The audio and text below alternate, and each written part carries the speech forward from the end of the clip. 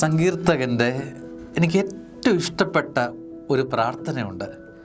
അത് പ്രാർത്ഥനയും അവൻ്റെ ജീവിതത്തിൻ്റെ ആവേശവും ഒക്കെ ഇങ്ങനെ കൊരുത്തു വച്ചിരിക്കുന്ന വചനമാണ്.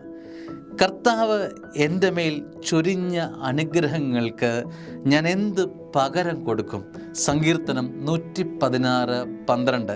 What shall I return to the Lord for all his goodness to me? എനിക്ക് ലഭിച്ച അനുഗ്രഹങ്ങൾക്ക് പകരമായി ഞാൻ എന്ത് കൊടുക്കും? കർത്താവേ, ഒരുപാട് അനുഗ്രഹങ്ങൾ എൻ്റെ ജീവിതത്തിൽ തന്നു, എന്താ നിനക്ക് പകരം തരുന്നേ?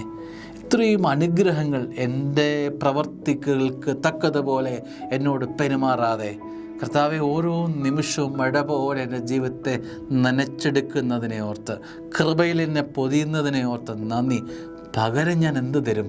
ഈ ജീവിതം, എൻ്റെ വഴികൾ, എൻ്റെ കുടുംബം, എൻ്റെ കുഞ്ഞുങ്ങൾ, എൻ്റെ ജീവിതത്തിൻ്റെ എല്ലാം സ്വർഗം എൻ്റെ ജീവിതത്തിൽ വച്ചു നീട്ടിയതാണ്. അർഹതയല്ല, ഔദാര്യപൂർവ്വം സ്വർഗം എൻ്റെ ജീവിതത്തിൽ പെയ്തു തന്ന ഈ മഴയ്ക്ക് പകരം ഞാൻ എന്ത് തരും കർത്താവെ? സങ്കീർത്തകൻ്റെ ഈ പ്രാർത്ഥന നമുക്കും നമ്മുടെ ജീവിതത്തിൽ പ്രാർത്ഥിക്കാൻ തോന്നുന്ന പ്രാർത്ഥനയല്ലേ? നമ്മുടെ ജീവിതത്തിലും ഇത് എത്ര സത്യമാണിത്. കർത്താവെ, നീ എൻ്റെ ജീവിതത്തിൽ തന്ന അനുഗ്രഹങ്ങൾക്ക് പകരമായി ഞാൻ എന്ത് ചെയ്തും, എന്ത് കൊടുത്താൽ പറ്റും?